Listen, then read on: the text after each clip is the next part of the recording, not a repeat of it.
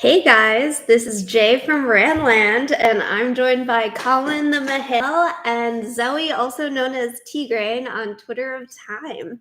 So, welcome to the first episode of the official season 3 of Randland. The show is finally out. And so, after each episode, we're going to give our immediate reactions, just, straight off the cuff. And then we'll be following back up during the week after each episode to give you deep dive breakdowns. But right now we're just giddy fans over here kind of freaking out, and we're holding our tongues. We have not talked about it since just all watching it together. So we just watched episode 1, Leavetaking. Whew, how you guys feeling? Pretty good. I feel great. Yeah, I feel great. Tigraine? I'm good. I'm happy, but I'm like sad because of what happened in the show. Oh man. So I guess before we go any further, I should say this is full of episode 1 spoilers, as well as book spoilers. So if you haven't read the series, probably check back later when you've finished. But yeah, that was quite an episode. And I feel like, Tigraine, you're underselling it a little bit. That I feel like you were like in shock. You were like kind of bouncing up and down like a little kid before the episode. You're like, I'm not ready. I was not ready. We did do a shot of tequila before, but yeah, I don't think it helped calm our nerves at all. No. Okay, so we're not going to break down the full episode. We're just going to give you our initial reaction and how we're feeling about it, because as fans, we are eager to watch the next 2 episodes this evening. And then, of course, we'll be doing a rewatch to catch everything that we missed in the spur of the moment. So, Colin, what are your initial thoughts? Just like... My initial thoughts, I don't know, just this is like, there's no even structure to this. I love the costuming, honestly. I love the costuming a lot. I love the show. I think it's great. I think, honestly, I think there's some points that feel a little off than where I wanted it or where I thought it was going to be. But overall, I'm really, really into it. Yeah, that's all I'll say for now. My general impressions are I think the first half I do see it did feel like a lot, like it was really fast. We were getting a lot of background information. It was a little fast for me, but I also understand why. They got to get moving on the story, and there's, clearly they've created some backstories that they had to kind of start, but and hopefully we'll see more of later. But yeah, the whole episode I think was really, really great, really high quality, really exciting. The music worked. Yes. Yeah, okay, you yeah. guys.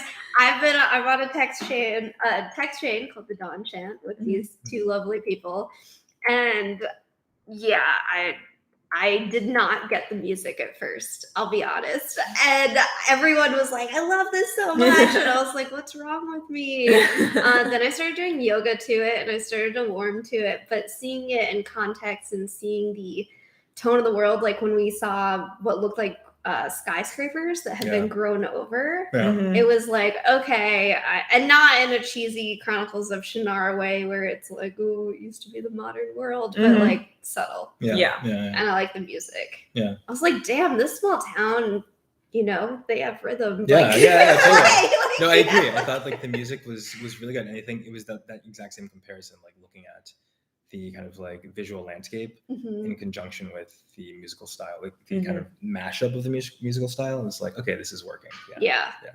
I agree with Tigraine's opinion, and I was super nervous. I'll admit I did read headlines that said it felt a little rushed or like there was a lot of plot, and so I don't think they needed those early exposition moments where they're cramming in so many words, and I feel like they're trying to get Rosamund to like just verbalize this whole backstory, and I would be fine not knowing everything, not knowing all the answers. But I feel like they just felt in order to set that up from the get-go. I honestly forgot that voiceover happened. Yeah, Yeah. Until same. you just brought it up. Yeah. I forgot about it too. I think like I understand why they would do it. There was so much backstory that they really gave very little. So the fact that we forgot it, I think it's kind of like, okay, cool. Like it sets you up and you're like, okay, you feel a little more comfortable in this world, Yeah. maybe. It And wasn't then, for us. but it's not, but it wasn't Yeah. for us. Yeah, And that's why I it forgot. wasn't overwhelming because Yeah. also we forgot about it. You know what I mean? Mm-hmm. So yeah, I definitely think like you could leave people in the dark and they would glean things over time. But I understand why they might want to, like Yeah. you said, honor the work, but also kind of like just catch up a little bit so you feel a little more comfortable. Cool. Yeah. So shifting gears a little bit, I'll kick us off on this one, but was there a character that you immediately gravitated toward or empathized with or felt like got a little hook in you? Because obviously we meet a lot of people in the first episode. So it's hard to like maybe care about new characters right away when you're starting a show. For me, it was Barney. And No surprise. obviously it broke my heart, but he exceeded my expectations. But the backstory they gave him with his parents setting up, why he has his certain flaws and affinities and lifestyle, just really endeared me to him right away. And his eyes are gorgeous. So that's all right. Zoe, what about you? Any characters you're immediately like, yeah? I mean, naive, but I kind of expected that because I love her and I love Zoe Robbins. I think the one that I was most surprised about was how much I loved Rosamund as Moraine. I've never been like that person that's like, I'm an Aes Sedai. I relate to the Aes Sedai. I was always like, I don't relate to them at all. I don't care about them. Like they're all nightmares. But I was shocked. Like I kind of got emotional. I was like, oh my God, like Rosamund Moraine. Like that is crazy. Like she is like 100% how you would think Moraine would be. So that was really, really like surprising for me for not being an Aes Sedai Moraine stan. So. I love how you say it like someone who likes princesses or something. Like, oh, I'm not one of those. I think it's, like, no, I'm not saying it like there's anything wrong with it or it's not like a not like other girls thing. But I mean, it's just they never resonated with me. I've never been that person that's like, I want to have magic. I was always more like the Aiel are really cool to me. Yeah. Like that sort of thing. Like they're badass. Aes Sedai are too. But a lot of people love the Aes Sedai, and really you can see all the Aes Sedai handles like on social media. Yeah. So for me, I was just surprised because I've never been that person. It's like, I want to be an Aes Sedai. I was like, That's interesting. That I mean, Moraine is definitely unique, even among the Aes Sedai. I do like Rosamund's portrayal as well. I felt like she does capture that like young old thing, like has the wisdom, but she really does with the dark hair, like dark wig and everything. Like, there's something youthful about her character, but also like super serious. Yeah. She's really, you can tell from the beginning too, she's not a hero and she's not a villain. Like she's in this really gray area and you don't know what to think of her. And I think that's very accurate to the books, even though like we're kind of set up to follow her point of view here. You're still unsure as a viewer, like what her deal is and if she's good or bad and what her motivations are. And I think that's like dead on. So Mihail. I was endeared by, like Zoe said, Nynaeve.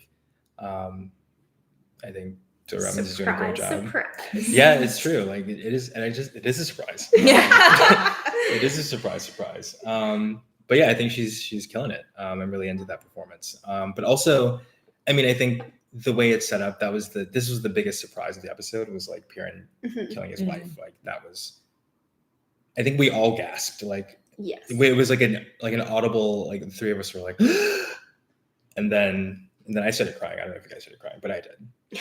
And that was intense. So like, did you all? Yeah, absolutely. Oh my God. Did you all know about that beforehand? No, I didn't. I didn't know he was going to kill his wife. No, I didn't know that. I knew she was going to die. Yes. I did. Oh, okay. Yes, I knew she was going to die. I didn't know he was going to die. I just thought a Trolloc was going to like bite her head off in front of him. But I think that was why I was the first person to gasp because I already like knew what was coming, and then you guys immediately after were like, the viscera of that moment. Yeah, because you go from cheering him on as he's in this, he's feeling Dalinar's thrill, just drilling into this Trolloc, and then you feel the weight and the impact and the sound effect. And I didn't cry, but I didn't breathe for a long time. Yeah. And then I had to tell myself like breathe. It hurt my chest. Like, I mean, I think I definitely cried, and the reason was because like I just saw the rest of the series like running out like immediately. It was like, Yeah. this is pure and dark. Mhm. Yeah, I it mean, makes like, sense for his Exactly. whole arc. As soon as it happened, it was like it just all like fell into place, Mhm. you know. And I was like, okay, cool. Like not cool, but like okay, I see that, you know. And Yeah. that was emotional for sure, but also and tragic, yes. But I also like when Moraine got stabbed, like I cried too. So is she like a surge binder? Because that was like a Thakandar blade, Yeah. and she's just fine. Yeah, I don't know. She might have just, you know, Boop, boop, boop. healed herself. Healed herself up. Yeah. Band-Aids by Tigraine heals any wound. Oh my god. Okay, 2 more questions, then we're gonna break and watch episode 2. Okay, so I would say that was my gripe, that she's injured and then she like all of a sudden regains her strength. Mhm. And after, also I'll just say the scope of her power, I feel like is, I mean, I don't know. To me, it exceeds what is even in the books.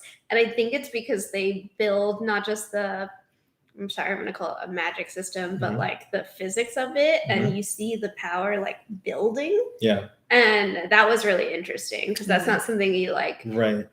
hear described in the books. It was, I hear what you're saying, but I'm going to disagree because I'm thinking of what happens later in the books when she like calls all the fire and rolls all those hills. Like that's immense power. Yeah. So that's not my gripe. Isn't that she's so Oh. powerful? My gripe was that she's like fine after the wound. Oh, I see. Gotcha. Okay, But gotcha. I liked the way they showed Yeah, her yeah. power building and that she's that Yeah. immensely powerful. It was Yeah. really cool because we don't get to see, call it the Battle of Winter Night in the books, Right. and so we got 2 moments that people always wanted to see in the Mhm. books, which Mhm. is that battle and Moraine meeting Nynaeve and Yes. pissing her off. Yes. Yeah, totally. That's Mhm. you're exactly right. Those are two moments that we were always like, what the fuck? We want to see that. Yeah. Like it's a tense moment. Why would you not write that moment? It's Yeah. But to your point, like showing parents' trauma and all of their trauma Mhm. by not showing that in the books, I feel like it is just this huge payoff we're getting from the show to see Yeah. that and feel it with them. It's setting up a different journey, even. Mhm. Yeah. Yeah, I'm into the embellishments in order to kind of like immediately hook you to these characters. Mhm. Like I understand that that's a necessity, and like I like the choices they've made. I think they feel good to me. Cool. Yeah. Any closing thoughts? Yeah. So my gripe is, God, we're gonna be canceled right now. Like, No, we're live. Think again. No, I actually don't love Rosamund's hand movements when she's channeling. I don't love that. Too much. It's a little much for me, Mm. but that's just me. And we'll see how it progresses. We'll see how it goes. I don't really have gripes, but I'll say the Red Aja came in hot, Mm. and I'm.